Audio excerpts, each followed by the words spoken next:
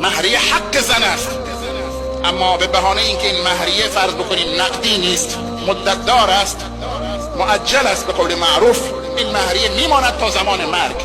زن هم جرأت ندارد مهریه خود را مطالبه کند. اگر مطالبه کرد، مرد میگوید مگر طلاقت را میخواهی؟ گویا مهریه برای طلاق است، در صورتی که مهریه برای ازدواج است. حق زن است بعد از ازدواج، باید به او داده شود، نه اینکه بعد از اینکه از دنیا رفت، مرد از دنیا رفت، مهریه را میدهند به زن. قبل از مرد اگر زن از دنیا رفت و این مهریه را دریافت نکرده است، به عنوان ارث، مهریه را که در طول عمر خودش دریافت نکرده است، رنگ آن را به چشم ندیده است، بعد از مرگش را به وارثینش میرسد. این کجا حق است؟ این ظلم است، چون مهر حق زن است و حق دارد مطالبه کند. این رسم را باید خرد بکنید که زن جرأت نکند اسم مهریه به زبان بیاورد.